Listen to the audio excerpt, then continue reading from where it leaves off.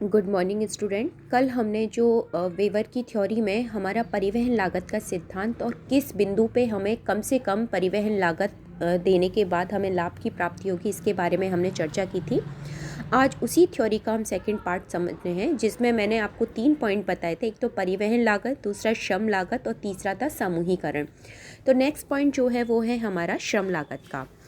Waiver ने जो श्रम के बारे में बात कही थी, जब हमने ये टॉपिक स्टार्ट किया था तो मैंने एक विशेष रूप से उसकी मान्यताओं में टिप्पणी की थी कि श्रम स्थानगत होता है। स्थानगत का मतलब होता है कोई विशेषीकृत जो श्रम करने वाले श्रमिक होते हैं वो स्थान विशेष पे ही उपलब्ध होते हैं।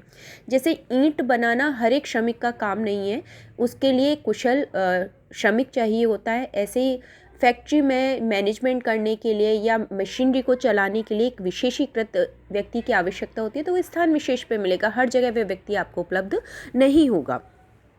ऐसी स्थिति में जब श्रम को हम स्थानीयकरण के आधार पर देखते हैं तो ये भी इनके सिद्धांत में मुख्य भूमिका निभाता है। इसलिए वेबर ने श्रम लागत के प्रभाव को दर्शाते हुए कहा था कि एक उद्योग की स्थापना न केवल न्यूनतम परिवहन लागत वाले स्थान पर कर सकते हैं। अगर हमें न्यूनतम लागत परिवहन के द्वारा नहीं प्राप्त हो रही तो ऐसी स्थिति में हम क्या कर सकते हैं, श्रम से उसको क्या कर सकते हैं, सब्स्टिट्यूट कर सकते हैं। लेकिन उसके लिए एक शर्त है कि उस बिंदु से हटने पर, जैसे परिवहन लागत पे हमारी जो लागत, मान लीजिए मैंने आपको जो रेशो बताया था 400 टन, ए से बी पे गए तो भी 400 टन लागत आ रही थी, सी पे गए 400 टन आ रही थी। लेकिन वही जब हम ई या पी बिंदु पे गए थे तो हमारी 340 के आसपास, तो काफ़ी कम हो गया था परिवहन लागत। और जहाँ परिवहन लागत कम मिलेगी हम वहीं तो जाएंगे अपना पैसा। अगर हमारे 60 रुपये बच रहे हैं तो हम 400 में से 340 पे आ गए तो 60 रुपये हम बचाने की कोशिश करेंगे। लेकिन अगर परिवहन लागत से हमें ये लग रहा है कि 340 का जा रहे हैं हमारे रुपए, लेकिन श्रम पे हमारे 320 ही जा रहे हैं, तो 20 रुपये अतिरिक्त और बचा सकते हैं। ऐसी स्थिति में हम श्रम को प्रधानता देंगे और उसी स्थान पे हम उद्योग का स्थापना करेंगे। तो सस्ते श्रमिक हमें जहाँ मिलेंगे उस जगह हम बचत करके क्षतिपूर्ति की जा सकती है परिवहन व्यय की। तो ये भी हमें इसमें ध्यान रखना है। इसको समझाने के लिए वेवर महोदय ने आइसोडोपेन की सहायता ली थी। आइसोडोपेन का मतलब होता है परिवहन खर्चे की दृष्टि से न्यूनतम लागत बिंदु से हटने पर जिन स्थानों पर परिवहन व्यय में इकाई वृद्धि होती है उन बिंदुओं को मिलाने वाली रेखा को हम क्या कहते हैं, आइसोडोपेन। हम इसको एक डायग्राम के माध्यम से भी समझ सकते हैं, लेकिन उसे समझने के लिए हमें कुछ चीज़ समझनी ज़रूरी है कि देखिए, सबसे पहले श्रम लागत निर्देशांक क्या है, लेबर कॉस्ट इंडेक्स। श्रम लागत तथा निर्मित माल के कुल भार के अनुपात को हम श्रम लागत निर्देशांक कहते हैं। श्रम लागत निर्देशांक के माध्यम से हमें ये पता पड़ जाएगा कि हमारा परिवहन पे ज़्यादा बचत हो रही है या हमारी श्रम लागत पे ज़्यादा बचत हो रही है। जहाँ बचत होगी हम उसी पे मूव कर जाएंगे। इसके लिए हम सूत्र भी यूज, जैसे श्रम लागत सूचकांक बराबर हमारा, अगर इंडिकेटर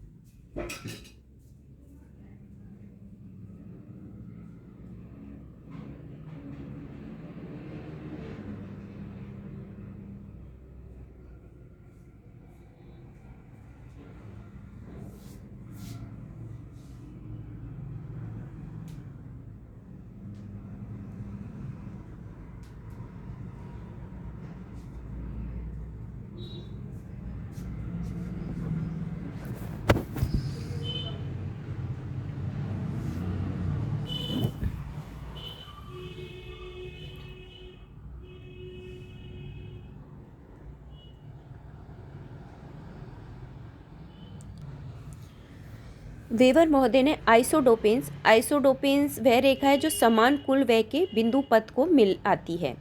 इसको आइसोटिप्स कहते हैं, इक्वल इन एक्सपेंस।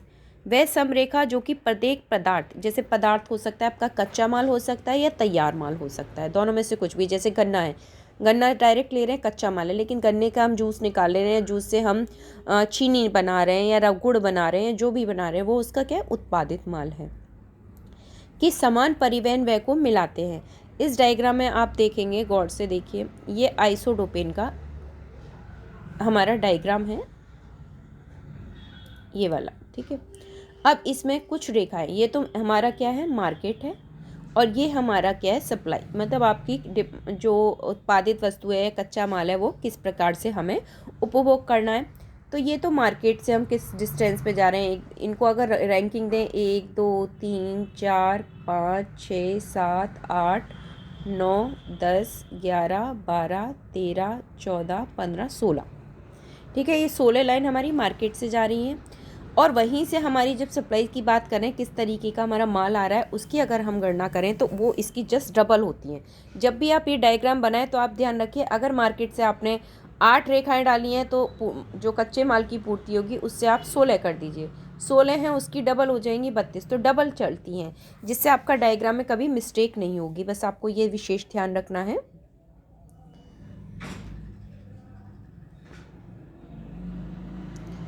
कच्चे माल और तैयार माल का प्रति टन एक्स मील या एक्स परिवहन व्यय 1 है। हम एक ही सिंबल लेके चल रहे हैं, क्योंकि देखिए मैंने काउंटिंग 1 2 3 एक एक का अंतराल पे रखे हैं।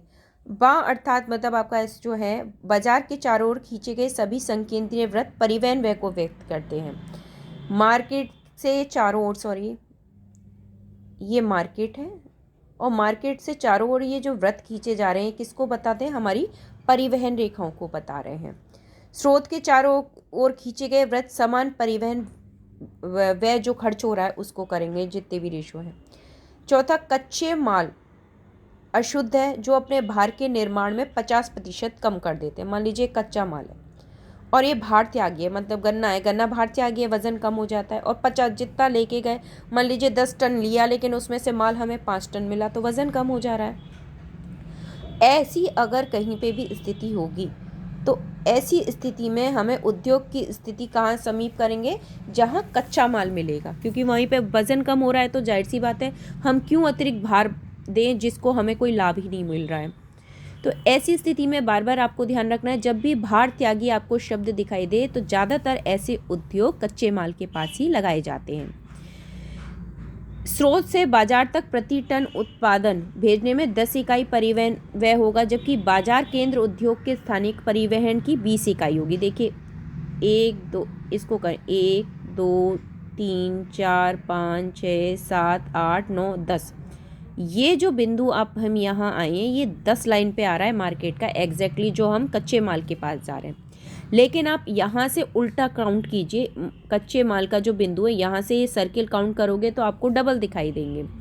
ये 10 है, मार्केट से इधर जाने पे ये 10 हो रहे हैं, और लेकिन सप्लाई से जब इधर आ रहे हैं तो वो 20 हो रहे हैं, क्योंकि परिवहन पे स्थानीयकरण का जो भार 20 इकाई होगा, क्योंकि मैंने पहले ही आपको कहा जितनी भी आप लाइन लेंगे उसकी डबल कच्चे माल की तरफ से आपकी आएंगी। प्रत्येक टन उत्पादन के लिए 2 टन कच्चे माल की आवश्यकता पड़ती है। ऐसी स्थिति जब हम भार त्यागी की बात करेंगे। अब हम जब इनकी बात करते हैं तो इस बिंदु को क्लियर करने के लिए हम क्या देखते हैं कि इन बिंदुओं को जहां सबसे कम है और कम से ऊपर की ओर जाते जाते हम बिंदुओं को मिलाते हैं। इन बिंदुओं को मिलाते हुए जो एक सर्किल बनता है इसी को हम आइसोडोपेन कहते हैं। अब ये बनता कैसे है,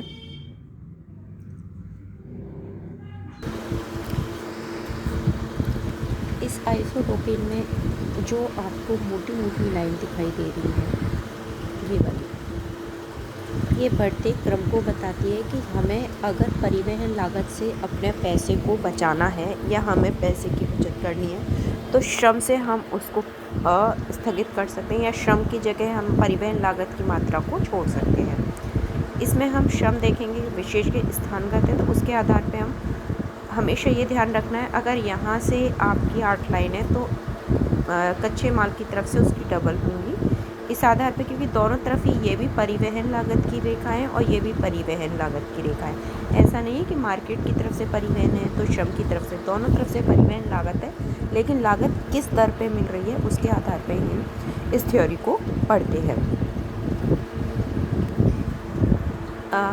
मोटी रेखाओं को मैंने आपको बताया आइसोडोपेन कहते हैं। इस रेखा पे उन सभी स्थानों पे श्रम व्यय की 8 इकाइयाँ सुविधा होनी चाहिए, तभी वहाँ पे उद्योग लगाना लाभप्रद होगा। अगर इससे ज़्यादा हुई या कम हुई तो हानि होगी। ऐसी स्थिति में हम उस जगह इंडस्ट्री नहीं लगा सकते हैं। तो ये तो हो गया हमारा आइसोडोपेन का, जो कि हमें शब्द सिद्धांत के द्वारा पढ़ना है। अगला जो हमारा तीसरा है इस थ्योरी का वो है समूहन। समूहन मतलब एक ही स्थान पे बहुत सारे उद्योगों का एक साथ लगने की प्रक्रिया को हम समूहन में ले सकते हैं। स्थानीयकरण में समूहन का महत्वपूर्ण प्रभाव होता है 3 प्रकार। एक तो कारखाने का विस्तार करने से, दूसरा एक ही उद्योग के अनेक कारखाने एक ही स्थान पर स्थापित हो जाएं, और तीसरा विभिन्न प्रकार के उद्योगों का एक स्थान पर स्थापित होना। देखिए, अब सबसे पहले वेबर ने अतिरिक्त परिवहन व्यय होने पे समूहन की सुविधा को लाभ मिलने पे उद्योग की स्थापना सर्वोत्तम स्थान स्थिति पे की जा सकती है। मान लीजिए मार्केट है, मार्केट में एक दुकान लगी हुई है या 2 दुकान है, तो वहाँ ऑलरेडी देखिए परिवहन सुविधा होगी, पहले से ही वहाँ उपभोक्ता मौजूद होंगे, लाइट भी होगी, अन्य सुविधाएं होंगी। अगर आप वहाँ जाके कोई इंडस्ट्री लगाते हो तो आपको अलग से हर सुविधा की प्रोवाइड करने की ज़रूरत नहीं, क्योंकि वो आपको वहाँ पे ऑलरेडी मिल रही है। तो ऐसी स्थिति में आपका काफ़ी जो कंजप्शन है या वैल्यू है वो बढ़ जाती है। समूहन से प्राप्त लाभ परिवहन खर्च की वृद्धि से अधिक बराबर हो। समूहन में वृद्धि हो जाने पर उससे प्राप्त लाभ उसी अनुपात में बढ़ते हैं तथा एक साथ कई उद्योगपतियों द्वारा एक ही स्थान पर उद्योग स्थापित करने का निर्णय करने पर समूहन का लाभ भी होता है। देखिए, जैसे हम चर्चा करें, ये first, second, third, fourth, fifth. अब एक ही मार्केट में हमने इंडस्ट्री लगाई है, ये मार्केट है, ये सप्लाई 1 है, ये सप्लाई 2, मतलब कच्चा पदार्थ की बात हो रही है, तो कहाँ लगेगा? इस उद्योग के बीच में जहाँ ये दोनों क्या होंगे, मिलेंगे। ऐसी स्थिति में उपभोक्ता को लाभ मिलेगा। उपभोक्ता सोचेगा कि मैं दोनों के बीच में हूँ, तो ऐसी स्थिति में कीमतों में क्या हो जाएगी, कमी, क्योंकि कंपटीशन है। तो ऐसी स्थिति में उपभोक्ता को भी लाभ मिलेगा, और उत्पादक को इसलिए लाभ मिल रहा है कि उसको अलग से कोई प्रक्रिया नहीं करनी पड़ी, उसे मार्केट पहले से उपलब्ध है, उसे उपभोक्ता पहले से उपलब्ध है, उसे सामान्य जो सुविधाएं वो पहले से प्राप्त हैं। तो समूहन की इस विधि में भी उपभोक्ता को भी लाभ होता है और उत्पादक को भी लाभ होता है। देखिए, जब पहला, दूसरा, तीसरा, 3 प्रक्रिया हम समूहकरण की देखते हैं, पहला मार्केट, दूसरा मार्केट और तीसरा। ऐसी स्थिति में तीनों मार्केट के मध्य का स्थान सबसे ज़्यादा लाभ प्राप्त करें, क्योंकि ये यहाँ से जाएंगे तो भी ना कच्चा माल या निर्मित माल मिलेगा, यहाँ से जाएंगे तो भी, तो ये मध्य वाले पॉइंट को सबसे ज़्यादा लाभ मिलेगा। तो ऐसी स्थिति में उद्योग स्थापना करना सबसे फायदेमंद होगा। ये हो गई वेबर के सिद्धांत की प्रमुख मान्यताएं। अब है आलोचनाएं। वेबर ने जो भी अपनी मान्यताएं बताई थी वो अवास्तविक, काल्पनिक, अव्यवहारिक, क्योंकि एक ही बाज़ार होना आज के युग में संभव नहीं है, क्योंकि पहले सिटियां छोटी होती थी, अब बढ़ती जा रही हैं और मार्केट भी बढ़ते जा रहे हैं। अब व्यक्ति के पास चॉइस है। अब देखिए, पहले चॉइस होता था मार्केट में जाके आप खरीदिए, अब तो ऑनलाइन परचेजिंग इतनी होने लगी है कि आप घर बैठे ऑल वर्ल्ड से कहीं से भी परचेजिंग कर सकते हैं। तो ये मान्यता आज के दृष्टिकोण से कहीं लागू नहीं होती। दूसरी बात, केवल परिवहन लागत को ही महत्वपूर्ण माना, अन्य तथ्यों को उन्होंने नज़रअंदाज किया। सिर्फ परिवहन ही सब कुछ नहीं होता। देखो, सरकार की नीति, अगर टैक्स आपको अब लग जाए तो ज़्यादा महंगी हो जाएगी। निर्णय है, पूंजी उपलब्धता, ये भी कहीं ना कहीं उद्योग को पूरी तरह प्रभावित करते हैं। तीसरा पॉइंट, उत्पादन लागत पे ध्यान नहीं दिया कि कैसा उद्योग है, लघु उद्योग है, कुटीर उद्योग है, वृहद उद्योग है, तो लागत कितनी लगेगी, उसका कितना आउटपुट इनपुट लगेगा, ये भी उन्होंने इस पर विशेष ध्यान नहीं दिया। औद्योगिक अवस्थिति निर्धारण में मांग के प्रभाव को बिना, अब आप किसी चीज़ का प्रोडक्शन कर रहे हैं, यदि उसकी मांग ही नहीं है तो लाभ कहाँ से मिलेगा? पहले हमें बाज़ार को देखना होता है कि किसकी मांग है, उसी चीज़ की अगर हम पूर्ति करेंगे तभी तो खपत होगी। तो सबसे पहले हमें मांग देखनी पड़ेगी, उसी के अकॉर्डिंग हमें वस्तुओं का उत्पादन करना चाहिए। इसके बाद साहस एवं प्रबंधन के महत्व को भी उन्होंने नकारा। वेबर ने श्रम को स्थिर और अगतिशील माना, जबकि आजकल तो परिवहन की जब बात हो रही है तो श्रमिक, बिहार के श्रमिक जम्मू कश्मीर में, केरल में काम कर रहे हैं, केरल के विदेशों में काम कर रहे हैं, तो ये भी हम एक स्थिर स्थिति नहीं मान सकते। परंतु वास्तव में वर्तमान में श्रम अत्यंत गतिशील है। परिवहन वह दूरी एवं भार के अनुपात में नहीं बढ़ता, बल्कि अन्य कारक भी प्रभाव डालते हैं। ऐसा नहीं है दूरी बढ़ेगी तो ही माल बढ़ेगा, आजकल तो बल्कि उल्टा है, जितना ज़्यादा डिस्टेंस होता है उतना ही माल की कीमत क्या होती है, रेट कम हो जाती है, क्योंकि आप अपना समय दे रहे हो। वर्तमान में सबसे इम्पोर्टेंट है समय। वास्तविक रूप में औद्योगिक अवस्थिति निर्धारण में न्यूनतम सकल लागत को भी प्रभावी माना जाना चाहिए, ना कि केवल परिवहन लागत को। तो इन 7 इनकी आलोचनाओं के कारण इनका सिद्धांत उतना प्रभावी नहीं रहा जितने के अन्य सिद्धांत रहे, लेकिन कहीं ना कहीं सिद्धांतों को निर्धारण करने में इनके सिद्धांत ने एक नींव की भूमिका अदा की। तो ये हमारा था वेबर की थ्योरी, जो कंप्लीट हो गई है। इसमें कुछ समझ में नहीं आया तो आप मुझसे पूछ सकते हैं। अब हम अगले टॉपिक पे नेक्स्ट वीडियो में बात करेंगे।